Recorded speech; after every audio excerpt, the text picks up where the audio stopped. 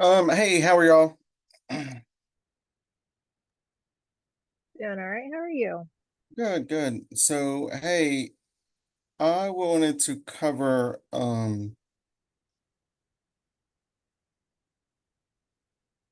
of the forms that seems to be like really causing problems.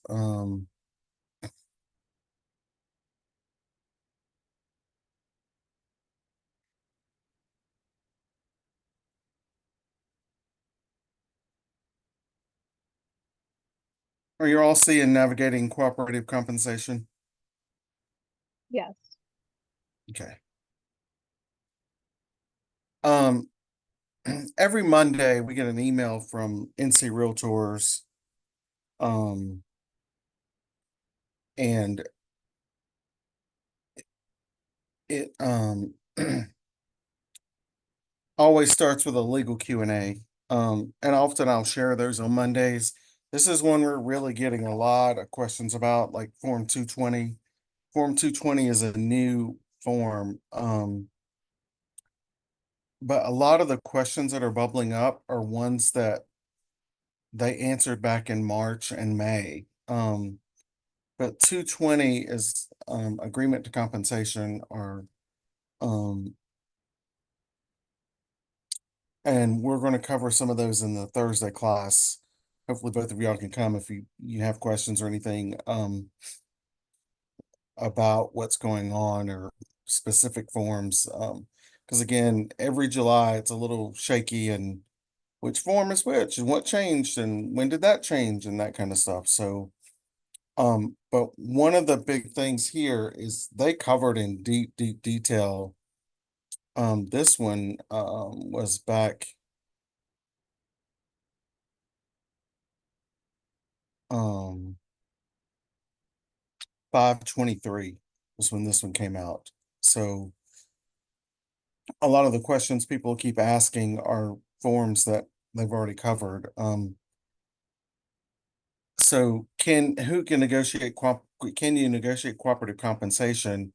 Absolutely, with the Article 16 of Code of Ethics, and Rule 0112 of the license law. This explains it. So let's revisit those rules. Article 16 from the Code of Ethics says realtors shall not engage in any practice or take any action inconsistent with exclusive representation or exclusive brokerage relationship agreements that other realtors have with clients. So cooperating compensation does not this is basically what we call crossing signs. So like if Katrina had a customer and Tasha crossed over and started talking with Katrina's customer. So that's you're taking actions inconsistent with that representation or that brokerage relationship because Katrina already has a relationship with that client. So for Tasha to go over and to practice or take up actions with a client that was Katrina's, then that is violating Article 16. So cooperating compensation is not what that Article 16 is. Cooperating compensation is, however, when two parties agree to share compensation. So the standards of practice are not meant to impose separate rules or standards of conduct on realtors. The articles, which are the code of articles for realtors and not the standard operating procedures, are the controlled authority of the code. However, the preface to the Code of Ethics explains that the SOPs are applications of ethical principles to conduct within circumstances that are specific. So if the article says we don't cross lines, and then the application of the principle of that is you speaking directly to one of the clients of someone that's got an agreement in place. So that's how that works. Also meaning that when realtors interpret standards of practice must be read in the context of Article 16. So 1616 means It's Article 16, Standard of Practice number 16. So which clearly prohibits interference with another member's exclusive relationship with their client. It makes sense under Article 16 that a buyer agent cannot use their client's offer as a weapon to interfere with the agency agreement with a listing agent. So if the listing agent's agreement with their client says they're not going to offer compensation, and then the buyer's agency requires them to go back and offer compensation, you're dictating how that relationship of agency is. And a buyer can't do that. Only a listing agent and the seller can dictate their own terms. So that's what questions are popping up. That seems a little muddy, but they're like, well, aren't we forcing compensation if we send it with an offer? No, because it's their choice to agree or not. So then the question was, under Article 16, are we violating that rule if we force compensation cooperation that they did not agree to originally? What you're forcing is a term of the contract. So if the parties agree to the contract, then that's fine. You've not dictated what the agreement was on the client and the listing agent. So that brings up dot 0112, the license law in North Carolina. A broker acting as an agent in real estate transaction shall not use a pre-printed offer or sales contract from containing. So, and that's what I was talking about today, is there's blanks within all of our forms intentionally. Because if it's a blank, all those things are either negotiable or either not saying from, like, the HOA company is not the same for every HOA, because HOAs can vary amongst community. So that's why that form is empty or blank, that fill in the blank spot. Commissions are not set in stone, they're always negotiable. That's why that spot is a fill in the blank, because it's negotiable. So agents often had pre-printed their forms and went ahead and put in their percentage they charge and showed up at the house for a listing agreement with a number already filled in that blank. And part of the lawsuit was the client saying, I never understood I could be charged less. It was already filled in on the form. Well, it's fill in the blank on ours. And so again, we didn't have a lawsuit in North Carolina. We're just adhering to the policies that they're implementing. So there are states out there that maybe didn't have fill in the blanks, or again, agents went ahead and filled in the blank already and showed up at the house with a number already in there, and the client then raising their hand saying, wait, I thought it was negotiable, and they said, no, it's already in the form. And everything's in. That's one of the day one of real estate, is like everything in real estate is negotiable, basically.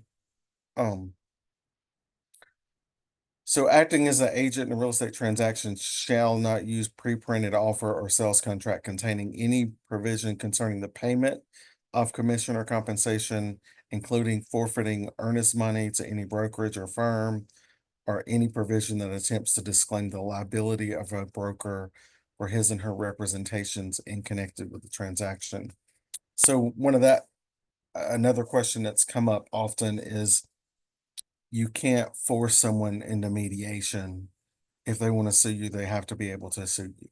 So if you have a liability from your broker or your representation in the transaction, they they're allowed some type of remedy. And if that's suing, that's fine. If it's mediation, that's fine. We prefer mediation, but doesn't mean that they have to agree to that. The provisions this rule shall apply on. Question. Can I ask a question Mhm. regarding a listing agent or a seller and me being a listing agent? Now, are you saying regarding my 3% is negotiable? Because I thought it was like delivery on the buyer side, kind of, presenting it as if like they're to pay it. So So are it's you negotiable on saying either side. it's on either side? Yeah, so the way the form is now, it's like, okay, we charge to list your home, we charge 6%. And then later on in the paperwork, we say of that 6%, we share 3% with the other side. Or, some agents do 2.5 or 2.4. I've seen all kinds of things. Some people say um the amount that we charge. Now our firm has a fee, and I told you that in today's meeting. It's 10 for land, 6 for residential resale, 5 for new construction. The agent themselves, when they're meeting with a client, can vary that within 1 percentage point, either way, up or down, without getting the office involved or an approval from me, the BIC.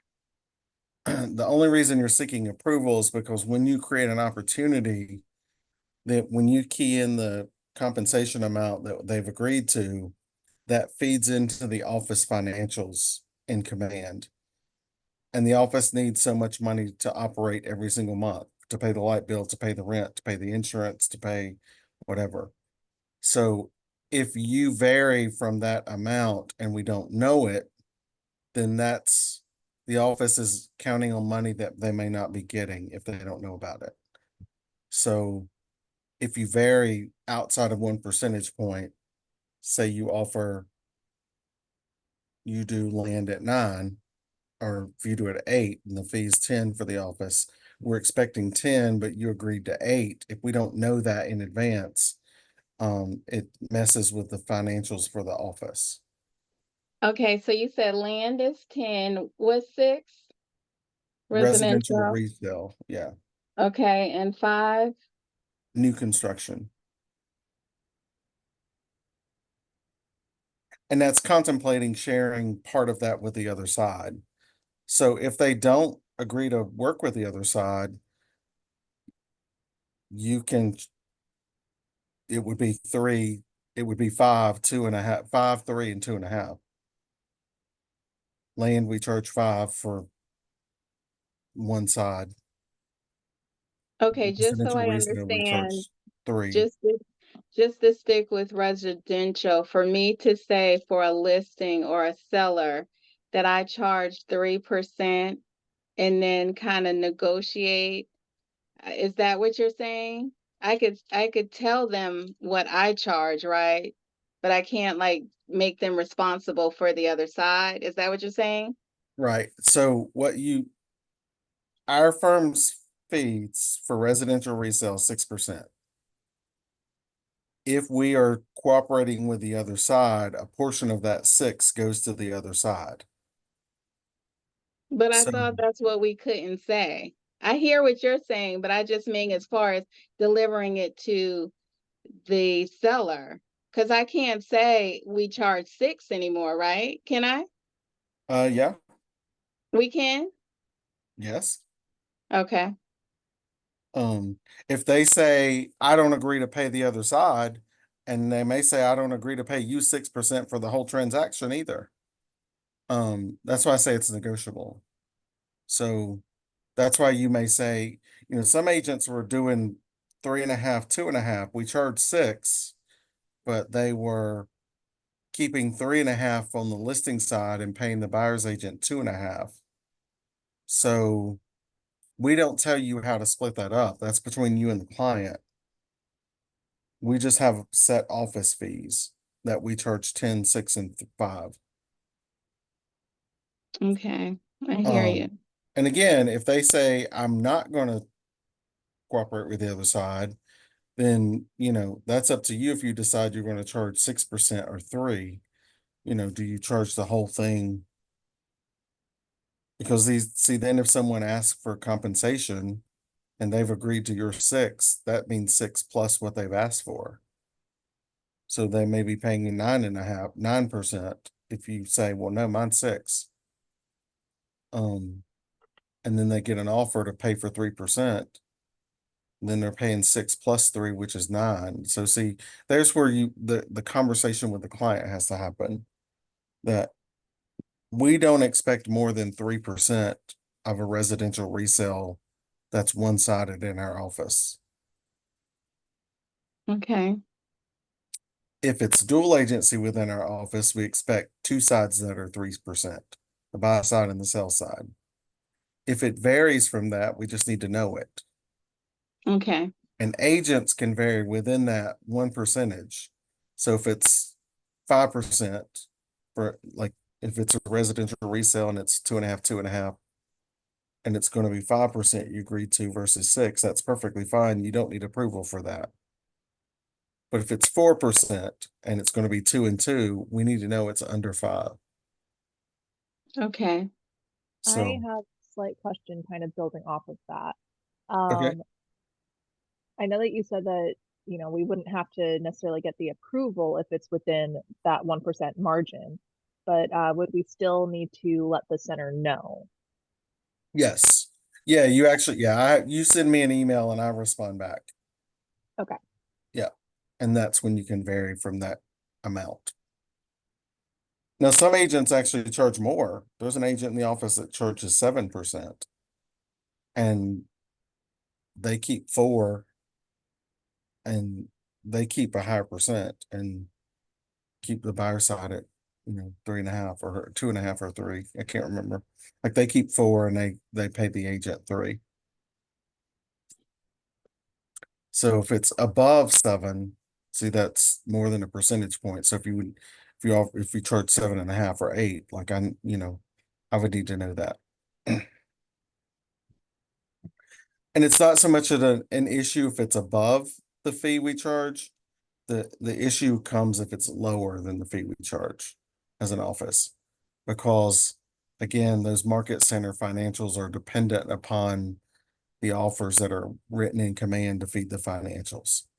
So we just need to, it's basically an accounting thing on our side. So, um, so here, going back to this,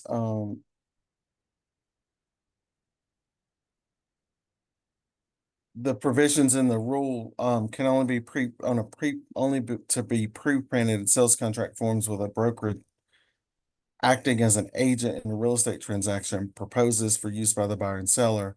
So, nothing contained in that rule shall be construed to prohibit the buyer in a real estate transaction from altering, amending, deleting any provision in a form, offer to purchase or contract, meaning that, basically it's a negotiable is what it's saying. It can be amended, altered, or deleted any provision. And two parties can agree to anything. So, they restated from the Real Estate Commission. They sent out a monthly bulletin that rule bars a broker from using a pre-printed offer or sales contract from containing any provision concerning the payment of commission or compensation to a brokerage firm. So pre-printed forms are not acceptable.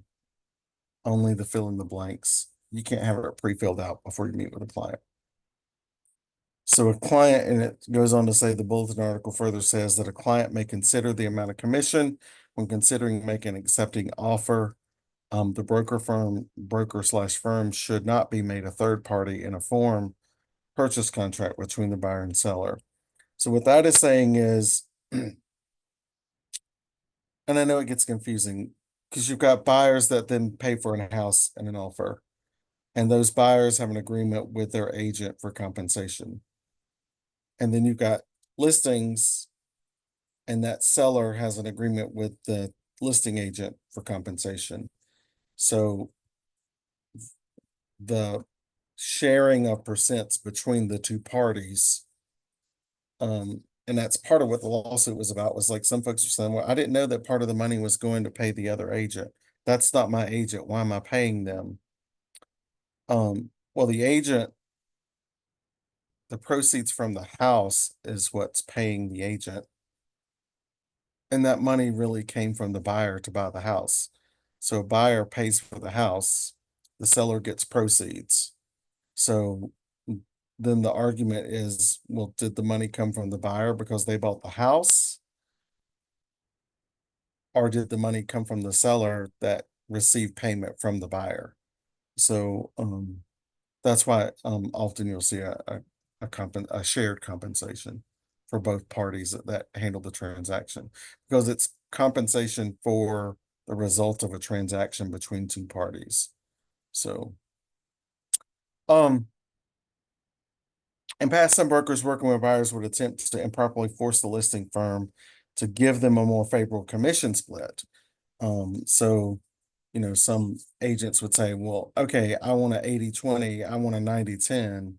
If you're going to do this, I want a, 60-40, because there's firms offer all kinds of splits with their agents. And see, those splits have really nothing to do with the seller themselves. Or office splits have nothing to do with the buyer themselves. So, dictating that brokerage relationship, that split or favorable split commission is not anything to do with an offer of purchase to the transaction itself. So, that's why that 1616 agreement of code of ethics, that's what happens when you've got that,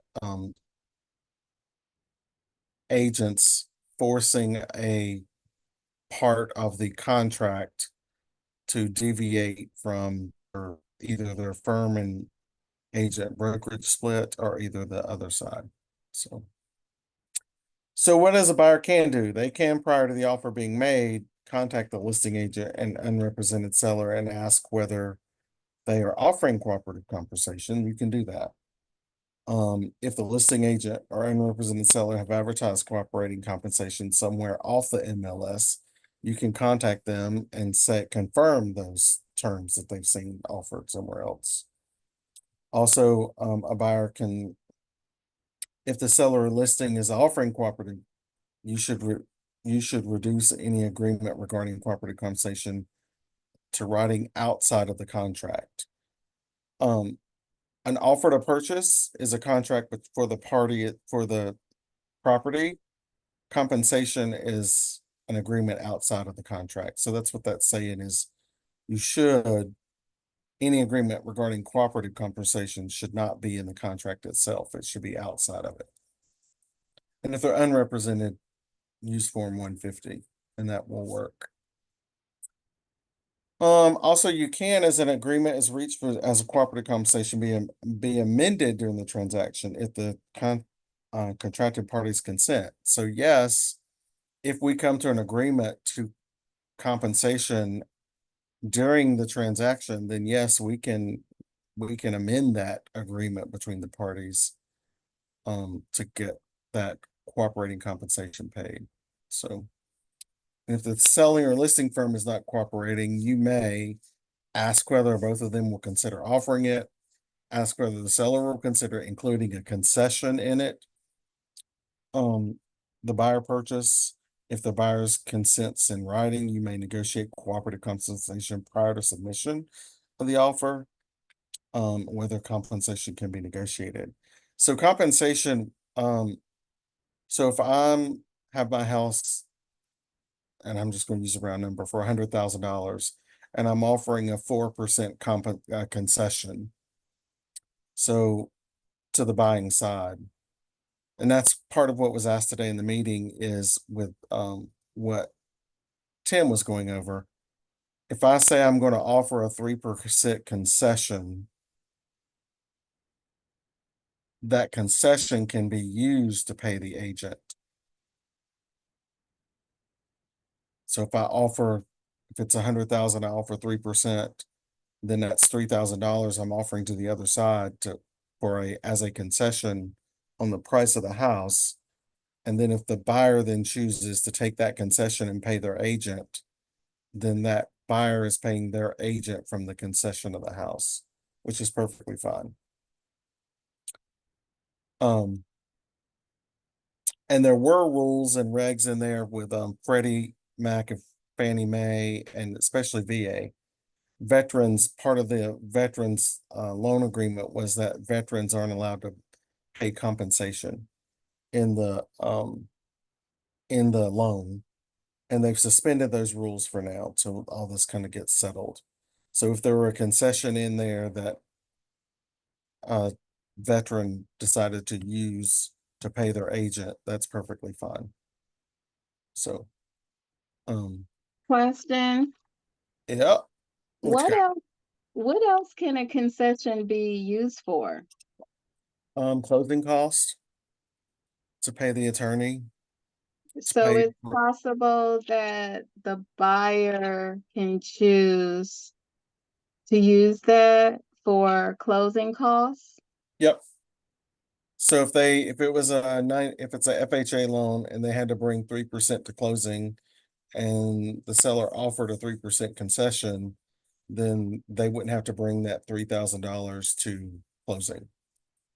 But they would have to pay you, so they'd have to bring $3,000 out to pay the buyer's agent somewhere if that was the agreement. So they just opted to use the concession to pay for their closing costs, and then they're going to pay their buyer's agent directly.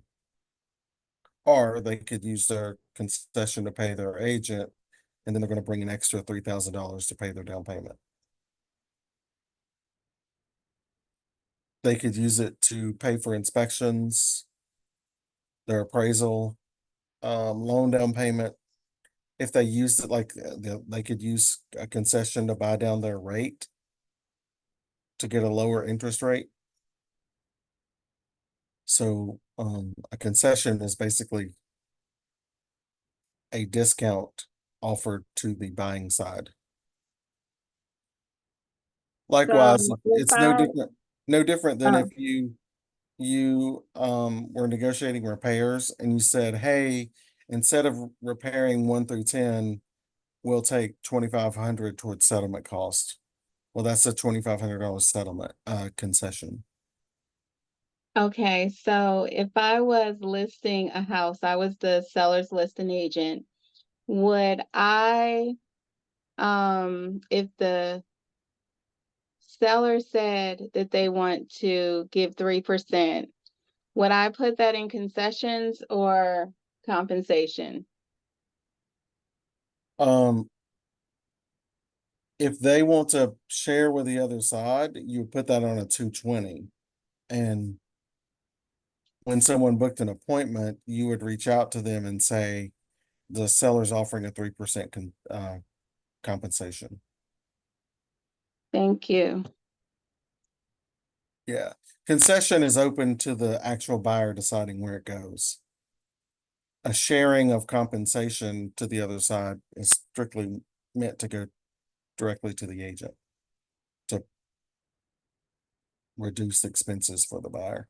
I know it seems like one Thank in you. half a dozen, 60 other, but it's a Yeah, I playground. just have to put it in a scenario. It just helps me grab it. Thank Yeah, you. and see, and you can't put compensation anywhere in the MLS.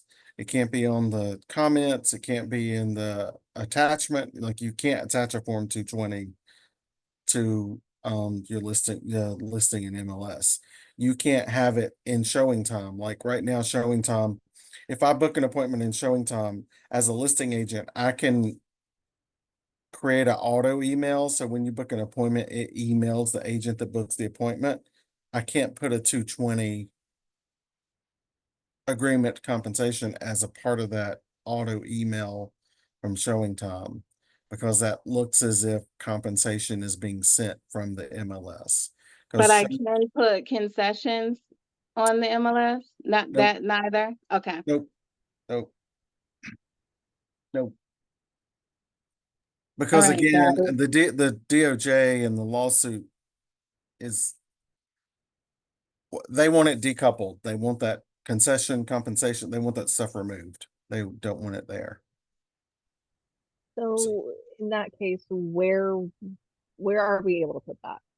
you can put it Safely. on a sign rider at the front yard. You could put it in a binder on the coffee table or the island in the kitchen that facts about this house.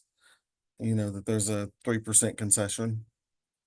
Or 3% compensation agreement. You could email it directly from your email. It couldn't be auto emailed from showing time, but you could email it directly like from Jason to Katrina. You can text it. Like if you booked an appointment, it pops up in the showing, it's got your phone number and your email address. So if I were to text, it says, hey, 123 Main Street's offering 3% compensation, I can text it to you. It just cannot be in any way affiliated with the MLS sheet or showing time or appear as if it's came from there. It can be a sign in the yard because a sign in the yard is not the MLS. Like if you did, like an open house sign on stakes that says, 3% compensation offered, like that can be we've seen little inserts on sign, like I'll hold up one that I've gotten here. Like you see my coming soon sign, Uh-huh. Yeah. like you could have one of these that said 3% compensation. And this could insert on a sign or stick in the front yard as like an open house sign. That's perfectly fine. That's not the MLS. You can have it on Okay. you can have it on social media. Like, you could be standing in front of the house and make a video for 123 Main Street. This is a wonderful property. It's got 3 bedrooms, 2.5 bath, 2,000 square feet, 2-car garage, and the seller's offering 3% compensation. Gotcha. Okay. So, Perfect. And can I ask a question? I of haven't course you had a can. listing. I haven't had a listing yet, Mhm. Jason, but so walk me through when someone books an appointment, Yes. does that listing agent receive something directly that that appointment is set? So it can be set up a couple of different ways. So when a buyer's agent requests an appointment, if it's vacant or what we call a go and show, um, the seller may want just notification that an appointment's happening. They may not even, they can just say, go ahead and approve it. Just, it's vacant. I don't need to know. Okay. So some of them, as soon as you book the appointment, you'll get an immediate approval right back. So when you request the appointment as a buyer's agent, the listing agent gets an email or a text or a phone call or all three. It's up to the listing agent. And that says, agent Tasha is requesting 2 o'clock on Thursday. So some agents set it up. If it's a go and show, you just get notified that it's happening. And soon as Tasha keys in the request, it automatically shoots her an email back with the showing instructions and the access to the front door or Right. the side door. So you can also set it up for it to notify the seller that an appointment's happening. And if it's occupied, like often we want the seller to approve it. Because if you want, the seller, we don't want the seller on property Thursday at 2 when you go see it. So the seller may say, well, I can't, I have to be there. I can't, 2:30 works, not 2 o'clock.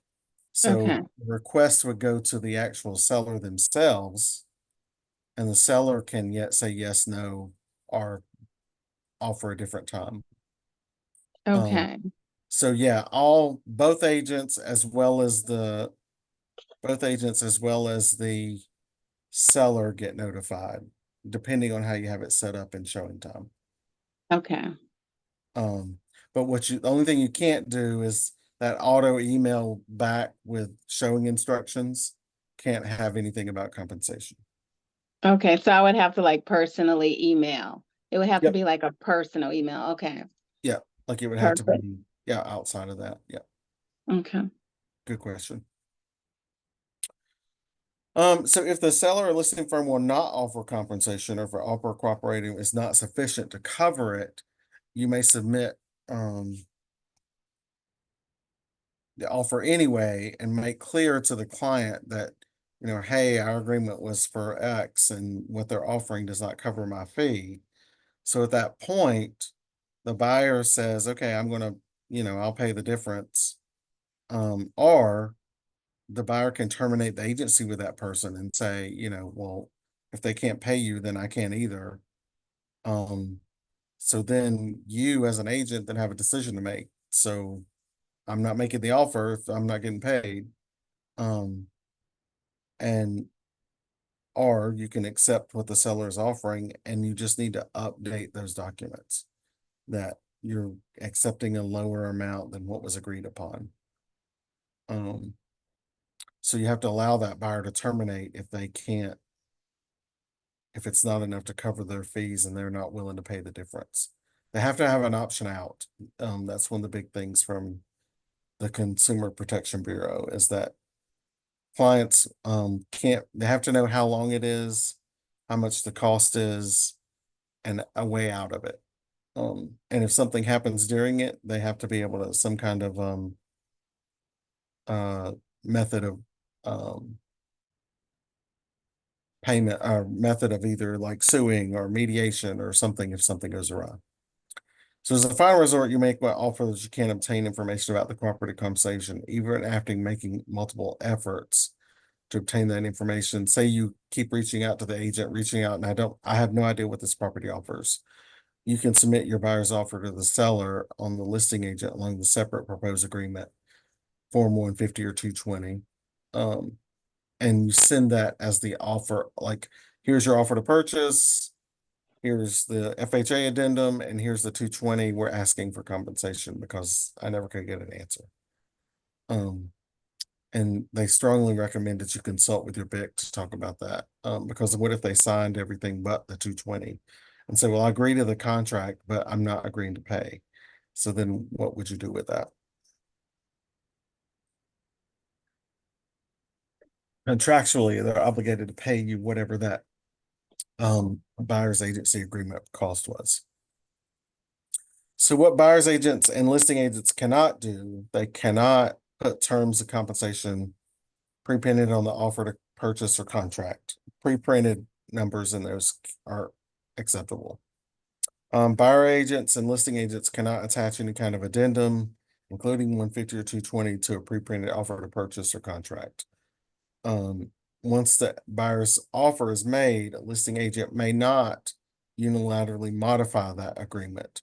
So if your offers, and what they're basically is like, oh, your offer is lower, well, then we're going to drop. If you offered full price, we would give you the full compensation, but you're offered under, so we're not going to give you the full compensation. You can't vary that compensation agreement based upon the offer is what it's getting at there. They may not, without written consent of the client, accept anything other than the agreed upon amount. So like builders, and you'll see this, like if you they offer like an additional percent compensation during the month of March.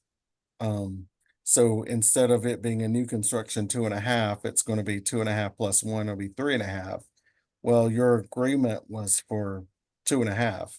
So you can't accept that additional percentage without your client, even though they're not the one offering it, the builder is, your client has to agree that you can get the extra money. So, so if there's not any compensation that's any compensation that's cooperatively offered, or it's not enough, the buyer must understand that they got to pay the difference. If they cannot pay the difference, then the buyer agent has to determine what happens. You can terminate, you can accept the different amount and update the documents, or they can pay the difference. So those are the three. So if my buyer, let me see, am I talking? Am I muted? No, I'm hearing you. Oh, you hear me? Okay. So if my buyer says, okay, Tasha, I understand, your compensation is 3%. Don't show me any houses under 2.5 because I can only come out of my pocket with this. So she knows her bottom line. If I come across a house or she comes across a house, if she comes across a house and I let her know, that's okay because we have an arrangement, right? For her, not even to look at a house that she can't afford. That's okay?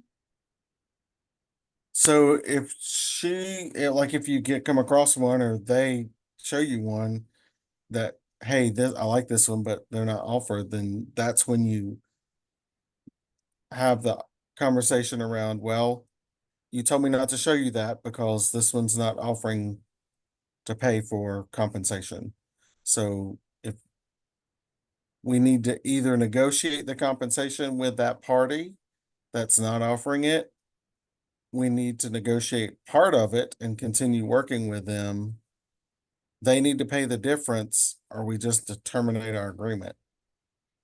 Like that's kind of the options. But see, when you say terminate the agreement, she can't just say she doesn't want to see that and I continue to show her houses. Yeah, you can. That's Oh, fine. okay. Okay. So, Yeah, there okay, may but be, I I have mean, to there let may her be, yeah, you know. may have a house where they don't offer it and you're like, hey, they're not offering compensation. Then it's up to that client to say, well, that house ain't for me. Then you keep Okay. looking. So that's Okay. fine. Okay. If it's that house and they're dead set on that house and it's the only one that'll work, then you've got some option. Your only choices are then you have to make an offer on it without me because I'm not getting paid and terminate our agreement. But see, you have to have an agreement to see the house. So they have to terminate it if they're not going to pay you because you're under an agreement. So Okay. you terminate it if you're not getting paid. Or you and the client agree to a lesser amount that they can pay. Three, you negotiate an amount from the other side that, okay, I'm not offering the full amount, but I can offer this. So you negotiate with that side. Well, hey, I charged her three, but will you pay two? And if they come back and say, yeah, we'll pay two, but not three, then you tell your client, hey, they won't pay three, they'll pay two. Can you pay the other 1%? Or, then you need to decide if you'll accept the two and keep it moving. Okay. Okay, got Or it. the other one would be you to work for free. If they say, no, I'm not going to do it. And you're like, well, I'm really helping this client and I agree, I'm going to make something. I'm, maybe they can say I can pay, that really, this is funny. I was on a call yesterday. They really want realtors fees to be an hourly wage. Oh, wow. So you would charge your client based upon, like an attorney, they charge a client based upon billable hours. So you would say, well, here's my hourly rate. And I searched for properties for 4 hours. We toured 3 homes. It was 2 hours. I spent 5 hours negotiating, writing contracts. And then here's your invoice for all of my services. So the DOJ, if they had their way, it would be on a billable hourly rate. Um, but I mean, I don't think that's feasible for what we do. Not That's why at you all. see the attorneys that say like, "Oh, if we don't win your case, we don't get paid." Like what? I mean, it's the same concept. Like, it's kind of where the DOJ is going. So, Wow. there's also been some I would say some confusion out there about which form is which and when and what. And we're all going to talk about that. And the bulk of that class Thursday will be around stuff like we're talking now. 220 is the compensation form. A 150 is an unrepresented seller form. So if there's not a listing agent, it's a for sale by owner, and you brought them a buyer's agent. You brought them a buyer, and you say, "Hey, seller, I know you got a for sale by owner sign in the yard. However, I'm bringing a buyer. Will you pay me?" So a 150 is basically the 220, but it's for an unrepresented seller. Um, and again, sometimes I know the numbers and sometimes I know the names of the forms, but it depends on how much we use them interchangeably. because, and I know a lot of these because these are the ones that we're hot after teaching right now. So a 715 is the agreement to amend the agency. So agency is when a buyer's agent or a listing agent, right? That's the agency agreement. So if we're amending our agreement with one another, agent to buyer or agent to list seller, that 715 is you're amending that agency. 720 terminates agency. So you got 715 that amends it, the agreement, 720 terminates it. And then the 220 is the compensation between parties. So not, it's what, there's been some confusion about which form is which and when do I use what. So if you're amending your agreement with your own client, it's a 715. And then the last one is you've got people that signed like buyer agency back in April before the rules went into effect for July, August. And so compensation was not, you agreed to compensation back then and you still don't have something under contract. Well, they need to understand that there are changes in place. So that's where the other that form is a temporary form. It's only going to be good through December because it's going to bring those older ones 23 and 24 up to speed with the new rules and regs. So it's a temporary form to move people forward. So so that's what I wanted to cover today was going through that agreement to compensation from May 23rd with us today. So you make sure you all didn't have questions about that, what you could and couldn't do specifically. And we got about 7 minutes before we end up. So is there anything specific that you all have come across you need to chat about, you got questions about, you want to talk about? Yeah, I have two questions. Okay. Now, I do try to look at least 3 homes a week in houses that are not occupied. Uh-huh. And if I'm doing that on the weekend, I know they say that we can't bring anybody unless we have a contract. Is it okay for my husband to come tour a home with me, or is that going to be like a no? No, that's okay. I mean, what you would book it as, don't book it as a showing, book it as an agent preview. Okay. And then, oh, the Thursday meeting, and that's going to be Zoom, right? Also? There will be a Zoom option, yes. And what time is that meeting again? Sorry. 2 p.m. 2 Two. to Okay. 2 to 3:30. Okay, got it. Those were my questions. Thank you. Yeah. Another one's popped up about open houses. And like, oh my gosh, I can't let people in to see the house. Well, you're not folks that just show up randomly to an open house, you're not booking them on an appointment to show them that house. They're coming to look at a house that's being held open for a specific amount of time. So at the Okay. moment, you're just there. You're really a sub agent of the seller because you're opening the house on behalf of the firm or the listing agent and that seller. So you don't have to have an agreement in place to have an open house. And also, you're not representing them when they come visit an open house. You're representing the house itself. What the only thing you have to have on site for those folks that come in is a WWREA that Okay. explains, hey, you showing up today, you're unrepresented. You're an unrepresented buyer. Or they have representation that their buyer's agent may not be there.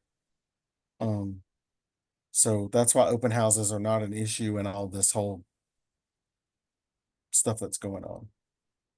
So only thing you have to have is a WWREA. Um, Now, say you lock the door and they call you the next day and say, "Hey, I really want to, make an offer on that house. I don't have an agent." Well, at that time, then you would get agency with them. So them seeing it Mhm. prior to with you hosting the open house is not a problem. And then you just need to find out before you make the offer. That's one of the new rules is before the client makes an offer, they have to understand if compensation is offered or not. So, Okay.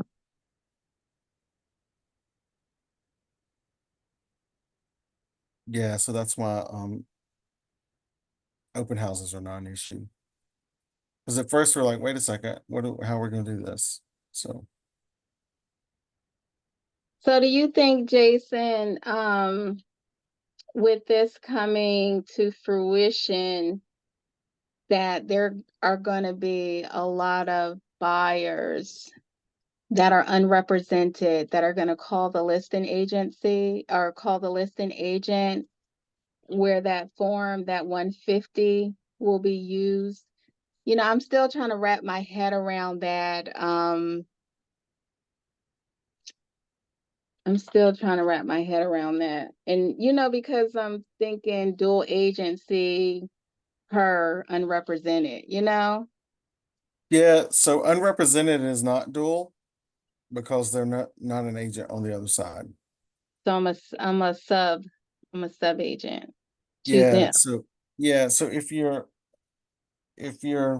like for sale by owner and you have a buyer, you're the buyer's agent, you have a buyer that you're working with, the buyer has an agreement with you for compensation. Well, if they want to see a for sale by owner house, you don't know if there's compensation or not. So you have to reach out to the seller directly to say, "Hey, I represent a buyer. The WWREA, these are the types of agency in North Carolina. I represent the buyer. Um, they would like to see your house. They also have asked me to seek out compensation from you. Are you willing to pay the compensation portion?" And, Okay. and So, if they are, fine. If they're not, are they willing to pay a portion of it? If the agreement's for three, will they do 1.5 and the client pay 1.5? Or if they're not, then you have to seek all of it from your client. And you say, I talked to the seller, the for sale by owner, they're not willing to pay the fee. Can are you still going to pay the 3%? Because I can't make an offer for you without you knowing and us knowing where compensation is coming from. okay. That's the, So okay. so as long as you find out, that's perfectly fine. Same thing, like if I'm a I think you'll find I don't think you'll find there's fewer for sale by owners because about week 3 into for sale by owner, they're done with it. They're kind of frustrated and just hire an agent. Right. Um, what happens is I think what will increase is unrepresented buyers and because they won't be able to pay. Right. Mhm. So then they're going to be contacting the listing agent directly and say, "Hey, I want to make an offer on your house. I can't afford my agent. Is your client offering compensation so I can get an agent? Or if they're not offering compensation, will you write the offer for me?" And as a representative of the seller, you have to facilitate that contract. And you fill in the blanks. You can advise them. You say, here's the contract. What do how much are you offering? And they say, well, what's the market price? I mean, you can't do that for them. You're representing the seller. So you can just say, hey, I'll be glad to fill this out for you and submit it to my seller. But I can only come fill in the blanks of what you tell me they are. Dates, So if, times. sorry. No, no. So if there is a compensation, um, would that agent ask them if they wanted to? I mean, how could you go into that spiel to So yeah, be if there a is dual agent? yeah, so then if there is compensation, you would say, hey, well, the seller's all, offering compensation. So that's when you have to have the dual agency conversation. So one, Okay. is your client okay with you representing both sides? Then you can take all 6% if that's what your client's offering. Or, Okay. but see, just know both parties need to be really aware that you can't advise either of them anymore. You can only fill out the blanks and pass the paperwork back and forth. You can't Okay. advise them any longer. However, if if they're okay with dual agency with another agent in my office, that's two different agents. It's just under the same umbrella. If you're okay with dual agency and my seller's okay with dual agency, then you could get another agent in the office to take it and say, hey, I've got a buyer already, pay me a referral. You could do that. Okay. I have a buyer. My seller's willing to pay agency, willing to pay compensation. They just were unrepresented. Or if they had, often they may not have someone at all. If they have an agent, they're like, okay, well, I just didn't know if you were paying them or not. Their agent should have Okay. done that. Their own agent should have done that legwork already to have contacted the listing agent to see if they're paying compensation. Okay. Got it. Thank you. Yeah. Yeah, but I think a part of it, and two, those conversations are starting August 6th will be helpful too, because those are, it's not really script practice. It's what conversation, how do I intelligently speak about this? So that's more so what it is. Does